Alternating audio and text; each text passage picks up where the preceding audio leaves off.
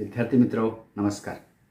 मी स्वामी M S सहाय्यक शिक्षक Shirole high school Shirole पुढाची इयत्ता 10वी विषय इतिहास या अंतर्गत आज आपण पर्यटन आणि इतिहास या पाठाचा अभ्यास करणार आहोत. यापूर्वीच्या पाठातून आपण भारतीय कलांचा इतिहास, प्रसार माध्यमांचा इतिहास, मनोरंजनाच्या माध्यमांचा इतिहास, खेळ आणि इतिहास अशा विविध क्षेत्रांचा आपण अभ्यास केला. पर्यटन आणि इतिहास या पाठातून आपण पर्यटनाची परंपरा, पर्यटन म्हणजे काय, पर्यटनाचे प्रकार, पर्यटनाचा विकास, ऐतिहासिक स्थळांचं जतन आणि संवर्धन, पर्यटनातून निर्माण होणाऱ्या व्यावसायिक संधी, त्याचबरोबर महाराष्ट्रातील पर्यटनाचा विकास यांचा अभ्यास करणार आहोत. आपल्या देशाला पर्यटनाची परंपरा फार प्राचीन काळापासून लाभली आहे. सांगा पाहू, आपण कोणकोणत्या निमित्तानं पर्यटन करता? बरोबर, तीर्थक्षेत्रांना भेटी देणं, स्थानिक जत्रा यात्रांना जाणं, विद्या अभ्यासासाठी दूरच्या प्रदेशात जाणं, व्यापारासाठी जाणं, याशिवाय आनंद मिळवणं असेल, मौज मजा करणं, संशोधन करणं, देशाचा इतिहास आणि संस्कृती समजावून घेणं, आरोग्य, ऐतिहासिक कला, स्थापत्य व मूर्तिकलांची पाहणी करणं ही पर्यटन करण्यामागील उद्दिष्टे सांगता येतील. लग्नानंतर वावर जत्रा देखील असते बरं काय. मानवाला नेहमीच आपल्या भूतकाळातील ऐतिहासिक घटना, ऐतिहासिक स्मारके, मंदिरे, राजवाडे, घरे, किल्ले, गुहा, लेणी इत्यादी विषयांचं कुतूहल वाटत आहे. भूतकाळात जे जे घडून गेलं आहे ते जाणून घेण्याची उत्सुकता व उत्कंठा मानवास असते. मानवाची ती नैसर्गिक सहज प्रवृत्ती आहे. ऐतिहासिक स्थळे, स्मारके, विविध प्राचीन वस्तू आणि वास्तू पाहाव्यात, त्यांचा अभ्यास करावा, त्यांना भेट द्यावी, त्या विषयाची अधिकाधिक माहिती आपण समजावून घ्यावी असं त्यास वाटत असतं. आणि म्हणूनच मानव त्या ऐतिहासिक स्थळांना भेट देण्यासाठी प्रवास करतो. त्याच्या या एक किंवा अनेक हेतूंनी केलेल्या प्रवासास आपण पर्यटन असे म्हणतो. जे व्यक्ती असा प्रवास करते त्या व्यक्तीस आपण पर्यटक असं म्हणतो. पर्यटनाला इंग्रजीमध्ये टुरिझम असं म्हणतात. या शब्दाचा अर्थ जर्नी म्हणजे प्रवास असा होतो. हा प्रवास शिक्षण घेणं असेल, अभ्यास करणं, जागेचा शोध घेणं, व्यापार, व्यवसाय व आनंद प्राप्तीसाठी होत असतो. म्हणजे एखाद्या ठिकाणी जाऊन भेट देण्यामागे विशिष्ट हेतू असतो. आनंद मिळवणं, अभ्यास करणं, संशोधन करणं, करमणूक करणं, मनोरंजन करणं, देवतांचं दर्शन घेणं, देशाची संस्कृती व इतिहास समजून घेणं, वारसा स्थळं पाहणं, आरोग्यासाठी, व्यापार व व्यवसायासाठी जाणं हा पर्यटनामागील उद्देश असतो. थोडक्यात व्याख्या आपल्याला अशी करता येईल: दूरवरच्या स्थळांना विशिष्ट हेतूनं भेट देण्यासाठी प्रवास करणे म्हणजे पर्यटन. आपण पर्यटनाचा इतिहास समजून घेऊ. अतिप्राचीन काळापासून प्रवास ही मानवाची सहज प्रवृत्ती आहे. प्राचीन काळामध्ये प्रवासाच्या पद्धती आणि संकल्पना या आजच्या काळातील प्रवास पद्धती आणि संकल्पना यापेक्षा वेगळ्या आहेत. काळाच्या ओघामध्ये पर्यटनाचं स्वरूप बदलत गेलं, ते परिवर्तनशील आहे. 20व्या शतकाच्या मध्यापासून पर्यटनाकडे एक आधुनिक उद्योग म्हणून आज पाहिलं जात आहे. सुरुवातीला हे क्षेत्र श्रीमंतापुरतं मर्यादित होतं. आता सर्वसामान्य लोकही पर्यटन करतायत. आधुनिक काळामध्ये दळणवळणाच्या साधनांच्यामुळं पर्यटन आज गतिमान झाल्याचं आपल्याला पाहायला मिळतं. 19व्या शतकाच्या उत्तरार्धामध्ये थॉमस कुकने 600 लोकांची एक लिस्टर ते लाफ बरो अशी रेल्वे सहल आयोजित केली होती. पूर्ण युरोपची भव्य वर्तुळाकार सहल यशस्वीपणे त्याने ही घडवून आणली. कुकनेच पर्यटकांची तिकिटे विकण्याची सुद्धा एजन्सी व्यवसाय सुरू केला आणि यातूनच आधुनिक पर्यटन युग सुरू झालं. माहीत आहे का तुम्हाला, बौद्ध वाङ्मयामध्ये लोकांच्या उद्बोधनासाठी स्वतः गौतम बुद्धाने भारतातील अनेक प्राचीन शहरांना भेटी दिल्याचे उल्लेख आपल्याला आढळतात. बौद्ध भिक्खूंना सतत भ्रमण करत राहणं आवश्यक असतं. जैन मुनी असतील, साधू हे सुद्धा सतत भ्रमण करत असत. इसवी सन 630 मध्ये चीनी प्रवासी युआन शांग चीनमधून भारतात आला होता. मध्ययुगामध्ये संत नामदेव, संत एकनाथ, गुरु नानक देव, रामदास स्वामी हे भारत भ्रमण करत होते. रामदास स्वामी यांनी 12 वर्षे भारत भ्रमण केले, तीर्थयात्रा केली, सारा हिंदुस्थान पायाखाली घातला. प्रत्येक ठिकाणच्या लोकवस्तीचं निरीक्षण त्यांनी केलं. बेंजामिन ट्युडेला हा एक ज्यू समाजातील शिक्षक, हा जगातील पहिला युरोपीय शोधक प्रवासी बरं काय.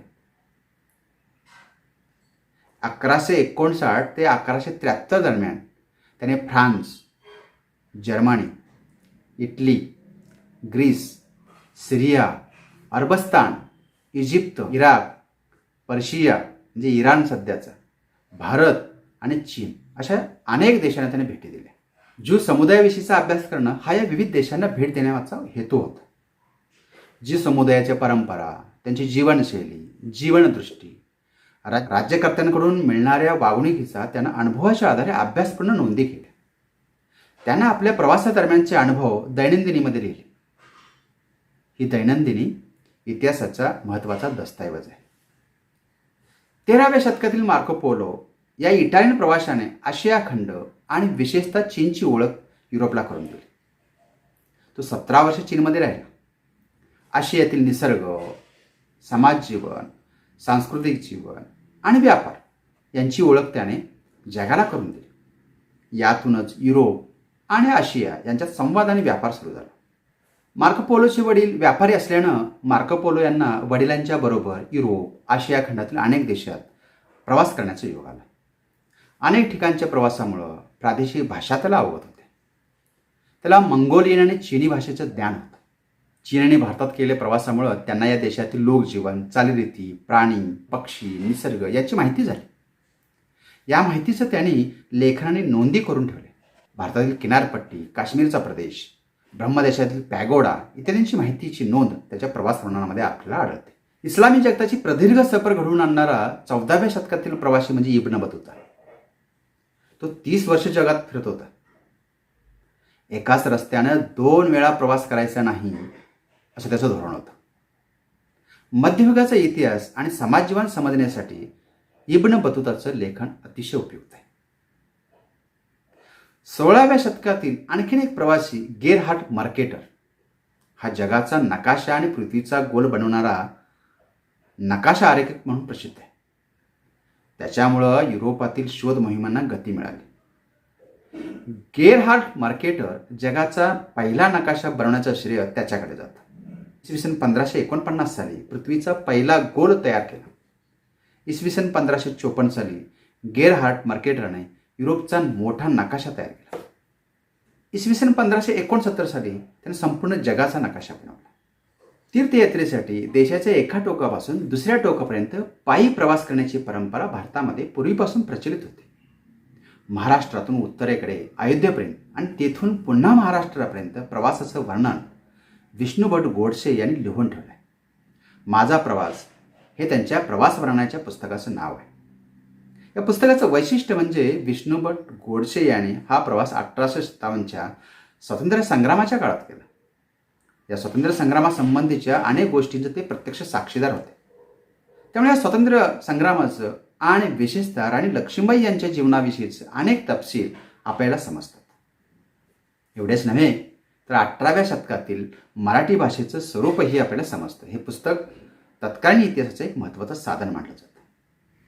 आता आपण पर्यटनाच्या प्रकाराविषयीची माहिती घेऊ. आधुनिक काळामध्ये पर्यटन हा एक स्वतंत्र असा स्थानिक, आंतरराज्यीय, राष्ट्रीय आणि आंतरराष्ट्रीय व्यवसाय झालेला आहे. जगातील ऐतिहासिक, सांस्कृतिक, भौगोलिक, धार्मिक, सामाजिक व आर्थिक घटकांच्या भिन्नता, विविधता ही पर्यटनाची काही प्रेरणा आहे. देशातील आणि परदेशातील पुरावस्तू, इतिहास प्रसिद्ध आणि निसर्गरम्य स्थळं, प्राचीन कला निर्मितीची केंद्र, तीर्थक्षेत्र, औद्योगिक आणि इतर प्रकल्प इत्यादींना भेटी देणं ही पर्यटनामागील मुख्य प्रेरणा असते.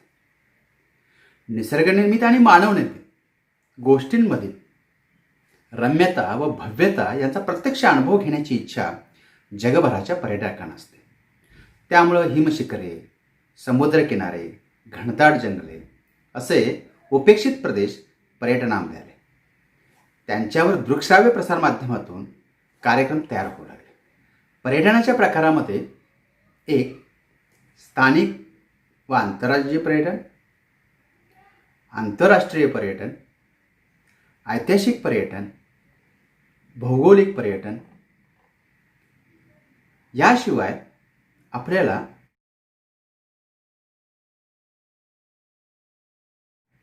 सांस्कृतिक पर्यटन सुद्धा घेता येईल. आपण स्थानिक व आंतरराज्य पर्यटनाविषयीची माहिती घेऊ. हा प्रवास सुलभ असतो. तो देशातल्या देशात असल्यानं यात भाषा, चलन, कागदपत्र यांचा फारसा अडथळा नसतो. विशेष म्हणजे आपल्याला उपलब्ध असलेल्या वेळेप्रमाणे आपण त्याचं नियोजन करू शकतो. दुसरा प्रकार आंतरराष्ट्रीय पर्यटन. जहाज, रेल्वे आणि विमान यांच्यामुळं आंतरराष्ट्रीय पर्यटन करणं पूर्वीपेक्षा अधिक सोपं झालं आहे. जहाजांमुळं समुद्रकिनाऱ्यावरचे देश जोडले गेले. रेल्वेच्या रुळाने युरोप जोडला गेला. विमानाने जग जवळ आणलं. आर्थिक उदारीकरणानंतर भारतातून परदेशात जाणाऱ्यांची आणि परदेशातून भारतात येणाऱ्यांची संख्या वाढलेली आहे. अभ्यास, विरंगुळा, स्थलदर्शन, व्यावसायिक कामं, बैठका, करारमदार इत्यादी, याशिवाय चित्रपटांचं चित्रीकरण यासारख्या कामांसाठी देश विदेशात येणाऱ्या जाणाऱ्यांचं पर्यटकांचं प्रमाण वाढलेलं आहे. तिसरा प्रकार ऐतिहासिक पर्यटन. संपूर्ण जगभरातील हा एक महत्त्वाचा पर्यटन प्रकार आहे. लोकांचं इतिहासाच्या संदर्भातील कुतूहल लक्षात घेऊन ऐतिहासिक पर्यटन सहलीचं आयोजन केलं जातं. महाराष्ट्रात छत्रपती शिवाजी महाराजांशी संबंधित असणाऱ्या किल्ल्यांवरती दुर्गाभ्यासक गोपाळ नीलकंठ दांडेकर हे दुर्गभ्रमण यात्रा आयोजित करत असत. गोपाळ नीलकंठ दांडेकर हे एक कुशल छायाचित्रकार आणि दुर्गप्रेमी आहेत. अनुभवसंपन्न, सृजनशील कलावंत आणि लेखकही होते. गोणी दांडेकर यांनी 50 वर्ष दुर्गभ्रमण केलं. या काळात त्यांनी गडकोटांची, त्यावरील वास्तूंची असंख्य छायाचित्र काढली. त्यापैकी निवडक अशा 115 कृष्णधवल छायाचित्रांचे एक पुस्तक गोणीदांची दुर्गचित्रे या नावानं प्रकाशित झाले. हे दुर्गप्रेम त्यांनी परोपरीने जागवलं. त्यांनी स्वतः जन्मभर दुर्गभ्रमण ती केलीच, पण दुर्गदर्शन, दुर्गभ्रमणगाथा या आपल्या पुस्तकांमधून त्यांनी दुर्गभ्रमंतीचे अनुभव शब्दबद्ध केले. त्यांचे दुर्गभ्रमणगाथा हे महाराष्ट्रातील किल्ल्यांवरील प्रवासवर्णन प्रसिद्ध आहे. त्यांच्या लेखनामुळं हजारो माणसं दुर्गभ्रमंतीकडे आकर्षित झाली. अनेकांना त्यांनी स्वतः प्रत्यक्ष दुर्गदर्शनी घडवलं. भारतीय पातळीवर राजस्थानमधील किल्ले, महात्मा गांधी आणि आचार्य विनोबा भावे यांच्याशी संबंधित आश्रम, 1857च्या स्वातंत्र्य लढ्याशी संबंधित स्थळे अशाही ऐतिहासिक ठिकाणच्या सहली आयोजित केल्या जातात. 4. भौगोलिक पर्यटन.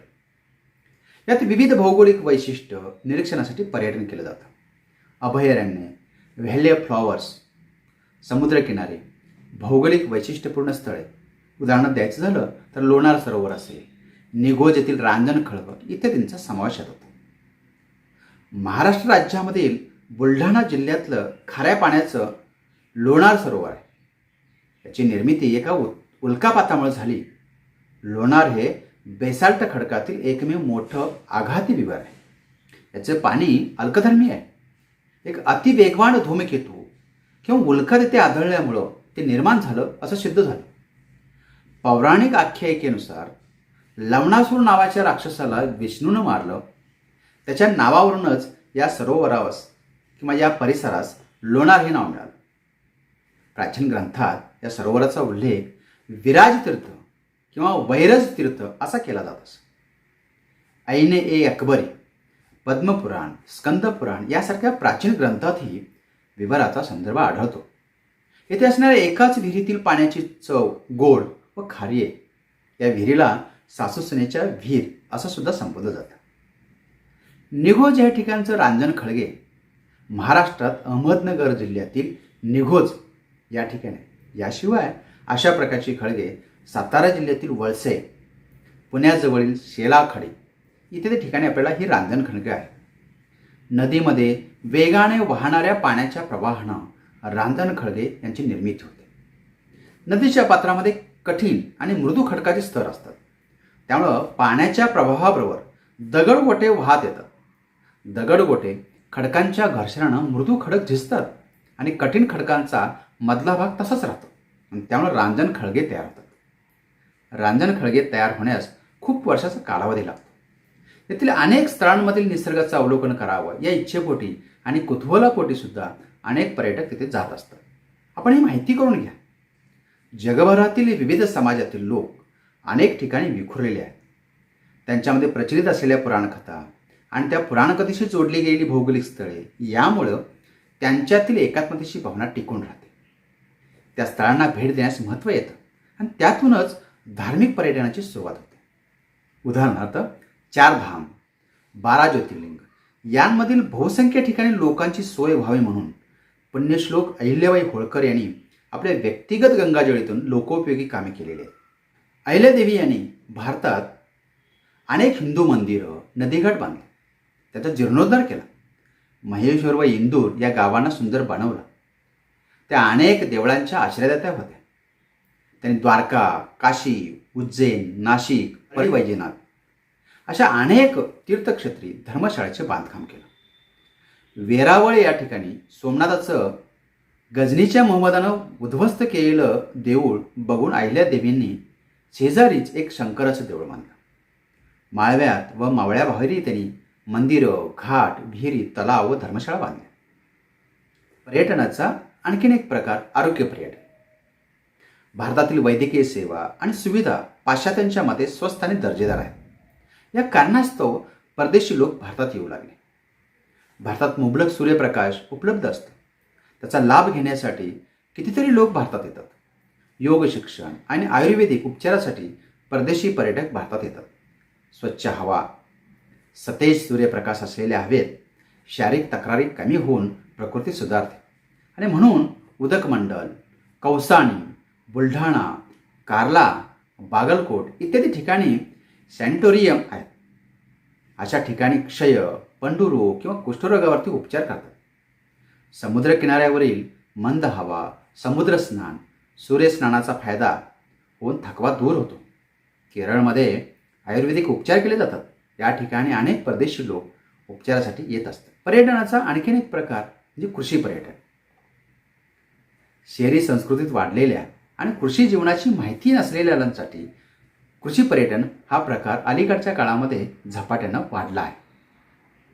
अलीकडे भारतीय शेतकरी सुद्धा दूरवरच्या कृषी संशोधन केंद्र, कृषी विद्यापीठं, इस्रायलसारखे शेतीच्या क्षेत्रात अभिनव प्रयोगद्वारे नवीन तंत्रज्ञान विकसित करण्याचे देश यासारख्या ठिकाणांना शेतीच्या आधुनिक तंत्रज्ञानाची माहिती करून घेण्यासाठी भेट देऊ लागले आहेत. आपल्या आवडीचं पर्यटन म्हणजे क्रीडा पर्यटन. क्रीडा पर्यटन हा 20व्या शतकात उदयाला आलेला प्रकार आहे. जागतिक पातळीवरती ऑलिम्पिक, विम्बल्डन आणि जागतिक बुद्धिबळ स्पर्धा, आंतरराष्ट्रीय क्रिकेटच्या स्पर्धा, तर भारतीय पातळीवरती हिमालयन कार रॅली आणि महाराष्ट्र पातळीवरती महाराष्ट्र केसरी कुस्ती स्पर्धा यासारखे प्रकार आहेत. आणि हे सामने पाहायला जाणं म्हणजे क्रीडा पर्यटन होय. याशिवाय नैमित्तिक पर्यटन हाही प्रकार आहे. माणूस पर्यटनाची कारणं शोधत असतो. 21व्या शतकात अशा अनेक संधी आज उपलब्ध झालेल्या आहेत. उदाहरणं द्यायचं झालं तर जगभरातील विविध देशांमध्ये फिल्म फेस्टिवल्स असतील, संमेलनं असतील, आंतरराष्ट्रीय पुस्तक प्रदर्शन असतील इत्यादी. अशा कारणांसाठी लोक ठिकठिकाणी जात असतात. महाराष्ट्रातील साहित्य रसिकही दरवर्षी भरणाऱ्या अखिल भारतीय मराठी साहित्य संमेलनासाठी जात असतात. तुम्हाला माहीत आहे का, भारतातील पहिलं एक आगळं वेगळं पुस्तकांचं गाव भिलार. स्ट्रॉबेरीसाठी प्रसिद्ध असलेले हे भिलार गाव आता भारतातील पहिले पुस्तकाचं गाव म्हणून प्रसिद्ध आहे. त्यामुळे पर्यटनाच्या दृष्टीने याला वेगळं महत्त्व आणि व्यावसायिक संधी या ठिकाणी निर्माण झाल्या आहेत. सातारा जिल्ह्यातील भिलार हे गाव पाचगणीपासून सुमारे 5 किलोमीटर अंतरावरते. वाचन चळवळ वाढावी, मराठी भाषेतील नवे जुने लेखक, संत साहित्य, कथा कादंबरी, कविता, ललित, चरित्रे, आत्मचरित्रे, स्त्री साहित्य, क्रीडा, बालसाहित्य यांच्या फुललेल्या बहारदार विश्वामध्ये तुम्ही वाचन आनंद घ्यावा यासाठी महाराष्ट्र शासनाच्या राज्य मराठी विकास संस्थेच्या वतीनं पुस्तकांचं गाव म्हणून 4 मे 2017 रोजी जाहीर केलं. भिलारमधील प्रत्येक घराघरात आज पुस्तकांचा नजराणा पाहायला मिळतो आहे. गावात सुमारे 12,000 ते 15,000 पुस्तके विविध साहित्य प्रकारानुसार आहेत. हा एक अभिनव उपक्रम आहे. आपण हेही समजून घ्या, दर्जेदार शिक्षण संस्थांना भेट देणं, एखाद्या स्थळाची स्थानिक संस्कृती, इतिहास, परंपरा आणि ऐतिहासिक स्मारकांना भेटी देणं, तेथील लोकांनी मिळवलेले विविध क्षेत्रातील यश अभ्यासणं, तसेच तेथील नृत्य, संगीत महोत्सव यामध्ये भाग घेणं इत्यादी उद्देशाने केलं पर्यटन म्हणजे सांस्कृतिक पर्यटन होय. याशिवाय विज्ञानविषयक पर्यटन, विरंगुळा व समूह पर्यटन या प्रकारची सुद्धा माहिती आपण शिक्षक आणि इंटरनेटच्या माध्यमातून घ्या. पर्यटनाच्या विकासाबद्दलची माहिती घेऊ. प्राचीन काळापासून पर्यटन घडत होतं. आधुनिक काळामध्ये पर्यटन हा एक महत्त्वाचा उद्योग बनला आहे. त्यामुळे सरकार याकडे जाणीवपूर्वक लक्ष देत आहे. पर्यटनाच्या विकासावरती पर्यटन हा उद्योग अवलंबून आहे. भारतात अनेक भौगोलिक, धार्मिक, ऐतिहासिक पर्यटन स्थळे आहेत. या पर्यटन स्थळांचा विकास केल्यामुळं त्यास पूरक असलेले व्यवसाय व उद्योगांचाही विकास होईल. त्यामुळे पर्यटन विकासाला अधिक महत्त्व प्राप्त झालं आहे. त्यासाठी देशी आणि परदेशी पर्यटकांचं उद्बोधन हा सगळ्यात महत्त्वाचा मुद्दा आहे. त्यामुळे पर्यटकांची संख्या वाढण्यास त्यामुळे मदत होईल. पर्यटन स्थळांचा विकास व्हायचा असेल तर त्यासाठी 1. पर्यटकांची वाहतूक व्यवस्था व्हावी. 2. पर्यटकांच्या सुरक्षिततेला महत्त्व असावं. 3. प्रवासामध्ये सुखसोयी उपलब्ध करून देणं आवश्यक आहे. 4. उत्तम दर्जाच्या निवासाची सोय असावी. 5. प्रवासात व पर्यटनस्थळी स्वच्छतागृहाची सोय असावी. आणि 6. दिव्यांग पर्यटकांच्या गरजांच्याकडे विशेष लक्ष पुरवणंही तितकंच गरजेचं आहे. पर्यटन विकासाच्या दृष्टीने ऐतिहासिक वास्तूंची काळजी घेतली पाहिजे. पर्यटकांना सुविधा उपलब्ध करून दिल्या पाहिजेत. आणि त्यासाठी तुम्हाला तुमच्या क्रमिक पाठ्यपुस्तकामध्ये सांगा पाहू या अंतर्गत आपल्यास प्रश्न दिले आहेत. 1. पर्यटकांसाठी आपणास कोणकोणत्या सुविधा उपलब्ध करून द्यायला हव्यात. आणि दुसरा प्रश्न, पर्यटकांशी स्थानिक या नात्यानं तुम्ही कसे वागाल. आपण काय केलं पाहिजे. 1. ऐतिहासिक स्थळांचं विद्रुपीकरण थांबवलं पाहिजे. 2. ऐतिहासिक वास्तूंच्या भिंतीवरती मजकूर लिहू नये. 3. नैसर्गिक पर्यटन स्थळावरील झाडांवरती कोरणं, झाडे तोडणं या गोष्टी टाळाव्यात. जुन्या ऐतिहासिक वास्तू भडक रंगात रंगवू नयेत. पर्यटन स्थळांच्या परिसरामध्ये स्वच्छतागृह, पिण्याच्या पाण्याची व्यवस्था, निवास व्यवस्था, मार्गदर्शकांची सोयी तिथे सोयी असाव्यात. जागतिक स्तरावरील महत्त्वाच्या भाषांमध्ये माहिती पुस्तिका, मार्गदर्शिका, नकाशे, इतिहासविषयक पुस्तके उपलब्ध करून देणं गरजेचं आहे. पर्यटकांना फिरण्यास वाहनांची सोय असावी. दुभाषक असावे. ऐतिहासिक स्थळांचं जतन आणि संवर्धन या दृष्टीनं आपण माहिती घेऊ. भारतात अनेक भौगोलिक, धार्मिक, ऐतिहासिक पर्यटन स्थळे आहेत. आपल्या देशाला प्राचीन, मध्ययुगीन आणि अर्वाचीन अशा ऐतिहासिक स्थळांचा वारसा लाभलेला आहे. तसंच नैसर्गिक वारसाही लाभलेला आहे. वारसा हा नैसर्गिक आणि मानवनिर्मित अशा 2 प्रकारचा असतो. संपूर्ण जगात गौरवली गेलेली काही महत्त्वाची स्थळे भारतात आहेत. या वारसा स्थळांमुळं आपल्याला आपल्या संस्कृतीचा अभिमान वाटायला लागतो. देश विदेशातील पर्यटक जेव्हा अशा स्थळांना भेट देतात तेव्हा आपल्यास अभिमान वाटतो. ताजमहल, जंतर-मंतर वेधशाळा, महाराष्ट्रातील अजिंठा, वेरूळ, घारापूरची लेणी, छत्रपती शिवाजी महाराज रेल्वे स्थानक, पश्चिम घाटातील कास पठार याचा समावेश आहे. अशी वारसा स्थळं जतनासाठी आपण प्रयत्न केले पाहिजे. या वारसांचं जतन आणि संवर्धन होण्याच्या दृष्टीने काही निश्चय केले पाहिजे. 1. मी पर्यटन स्थळांची स्वच्छता राखीन. 2. अशा ठिकाणी कचरा टाकणार नाही. आणि 3. कोणत्याही ऐतिहासिक वास्तूंचं विद्रुपीकरण करणार नाही. वारसांचं जतन व संवर्धन होण्याच्या दृष्टीने वारसा मुसाफरीचं आयोजनही केलं जातं. वारसा मुसाफरी म्हणजे हेरिटेज वॉक. थंडीचे दिवस म्हणजे भटकंती असं समीकरण सध्या रूढ आहे. या भटकंतीला एक नवा आणि वेगळा आयाम मिळाला आहे आणि तो म्हणजे हेरिटेज वॉक. यात विविध वारसा स्थळांना भेटी देणं, त्याचं महत्त्व जाणून घेणं आणि आपल्या पूर्वसुरींनी निर्माण केलेल्या या वास्तू नव्यानं जाणून घेणं असा या हेरिटेज वॉकचा साधारण अर्थ आहे. जिथे इतिहास घडला तिथे प्रत्यक्ष जाऊन इतिहास जाणून घेणं ही अनुभूती हेरिटेज वॉकमध्ये येते. हा विचार अधोरेखित करण्यासाठी हेरिटेज वॉकची संकल्पना निर्माण झाली आणि जागतिक पातळीवरती ती मान्यता पावली. भारतात अशा प्रकारच्या वारसा स्थळांना भेट देण्यासाठी वारसास्थळ टूर्स आयोजित केले जातात. हेरिटेज वॉक ही संकल्पना छोट्या गावापासून ते ताजमहलसारख्या जगप्रसिद्ध ठिकाणापर्यंत लागू पडते. अन्य सहली आणि हेरिटेज वॉक यातील फरक समजून घेतला पाहिजे. अन्य सहलीमध्ये एकापेक्षा अधिक स्थळांना भेटी दिली जाते. हेरिटेज वॉक हे विशिष्ट स्थळापुरतं मर्यादित असतं. विविध सहल कंपन्या यासाठी पुढाकार घेत असतात. यामुळे पर्यटकांना विशिष्ट वारसा स्थळांविषयी नेमकी आणि विश्वासार्ह माहिती मिळते. हेरिटेज इंडियासारखी नामवंत संस्था यासाठी प्रयत्न करते. जागतिक स्तरावरती हेरिटेज कौन्सिल आहे. वारसास्थळाचं योग्य पद्धतीने जतन करणं, त्याचं डॉक्युमेंटेशन करणं, त्याची माहिती जनसामान्यांना करून देणं, सर्व वयोगटाच्या व्यक्तींमध्ये वारसास्थळांविषयी आपुलकी निर्माण करणं आणि प्रत्यक्ष वारसास्थळ जपणं, सुरक्षित ठेवणं हे सर्व हेरिटेज अंतर्गत येतं. गुजरातमधील अहमदाबाद या शहरातील हेरिटेज वॉक प्रसिद्ध आहे. महाराष्ट्रात मुंबई, पुणे, कोल्हापूर इत्यादी शहरांमध्ये या उपक्रमाचं आयोजन केलं जातं. ऐतिहासिक व्यक्तींचे निवासस्थानं ही सुद्धा ऐतिहासिक वारसा असतात. काही ठिकाणी अशा स्थळांवर नीलफलक लावण्याची सुद्धा पद्धत आहे. विद्यार्थी मित्र, आपण आपल्या परिसरातील ऐतिहासिक स्थळांना भेट देण्यासाठी शिक्षकांच्या मदतीने वारसा मुसाफिरी आयोजित करा. इंटरनेटच्या माध्यमातून भारतातील सांस्कृतिक, नैसर्गिक आणि संमिश्र अशा ऐतिहासिक वारसा स्थळांची आपण चित्रे जमा करा. आता आपण पर्यटन आणि आतिथ्य क्षेत्रातील व्यवसायाच्या संधी आपण जाणून घेऊ. 1. पर्यटन हा सर्वाधिक रोजगार निर्माण करणारा उद्योग होऊ शकतो. जर आपण त्याकडं व्यावसायिक पद्धतीने लक्ष दिलं तर तो हा कायमस्वरूपी व्यवसाय आहे. यात नाविन्यपूर्ण प्रयोग करणारा प्रचंड संधी आहेत. 2. पर्यटनामुळे अनेक लोकांसाठी रोजगाराच्या संधी निर्माण होतात. 3. परदेशी पर्यटकाने विमानतळावर पाऊल ठेवण्याआधीपासून तो भेट देणाऱ्या देशाला उत्पन्न मिळवून देण्यास सुरुवात करतो. त्यांना भरलेल्या व्हिसा फीमुळे आपल्या देशाला महसूल मिळतो, परकीय चलन मिळतं. 4. प्रवास खर्च, हॉटेलमध्ये राहणं, खाणं, दुभाषेची मदत घेणं, वर्तमानपत्रे, संदर्भ साहित्य विकत घेणं, आठवण म्हणून स्थानिक वस्तू विकत घेणं एवढ्या गोष्टी पर्यटक मायदेशी जाईपर्यंत करतो. 5. पर्यटन केंद्राच्या परिसरामध्ये बाजारपेठांचा विस्तार होतो. तिथे हस्तोद्योग, कुटीर उद्योग यांचा विकास होतो आणि त्या वस्तूंची खरेदी विक्रीत वाढ होते.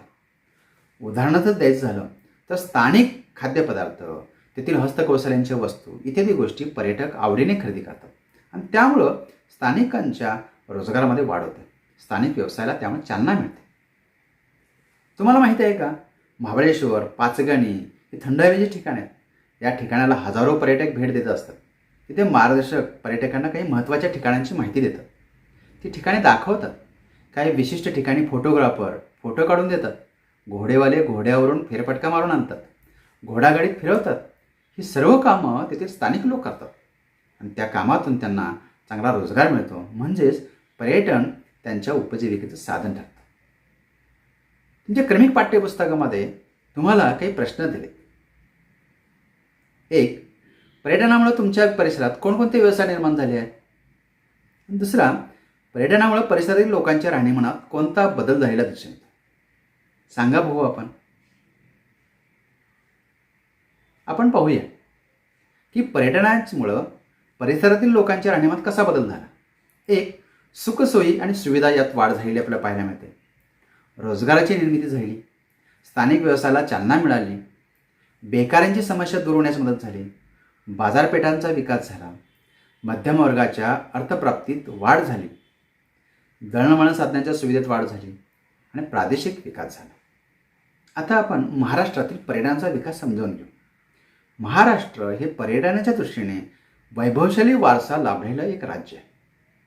अजिंठा, वेरूळ, घारापुरी यासारखी जागतिक कीर्तीची लेणी, चित्रे आणि शिल्पे आहेत.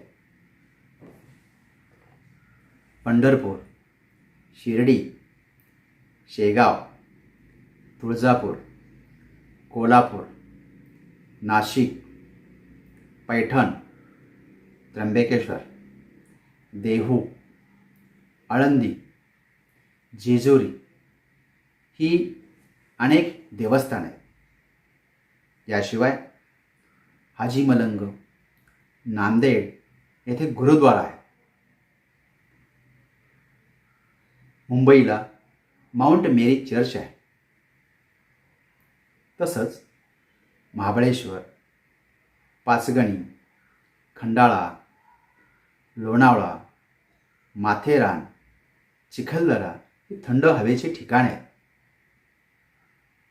कोयनानगर, जायकवाडी, भाटघर, चांदोली ही धरणे आहेत. दाजीपूर, सागरेश्वर, ताडोबा ही अभयारण्य आहेत. ही महाराष्ट्रातील पर्यटन स्थळं अतिशय महत्त्वाची आहेत. महाराष्ट्र पर्यटन विकास महामंडळ ही महाराष्ट्र राज्यातील एक सरकारी संस्था आहे. या संस्थेची स्थापना 1975मध्ये करण्यात आली. याचं मुख्यालय मुंबई येथे आहे. महाराष्ट्रामधील पर्यटन विकासासाठी विशेष प्रयत्न केले जातात. या संस्थेमार्फत महाराष्ट्रामध्ये 47 ठिकाणी पर्यटक निवासाची सोय केली आहे. त्यात सुमारे 4,000हून अधिक पर्यटकांची निवासाची सोय होते. तसेच अनेक खाजगी व्यावसायिकही या व्यवसायात उतरले आहेत. विदर्भ, मराठवाडा, कोकण या भागाचा विकास करण्यासाठी गुंतवणूक केली आहे. विद्यार्थी मित्र, आज आपण पर्यटन आणि इतिहास याविषयीची माहिती घेत असताना पर्यटनाच्या परंपरा, पर्यटन म्हणजे काय, पर्यटनाचे विविध प्रकार, पर्यटनाचा विकास, महाराष्ट्रातील पर्यटनाचा विकास या अनुषंगाने आपण माहिती घेतली. पुढील प्रकरणामध्ये आपण ऐतिहासिक ठेव्यांचे जतन याविषयीची माहिती घेणार आहोत. पाठ आपल्यास आवडल्यास लाईक करा, सबस्क्राईब करा, शेअर करा. धन्यवाद.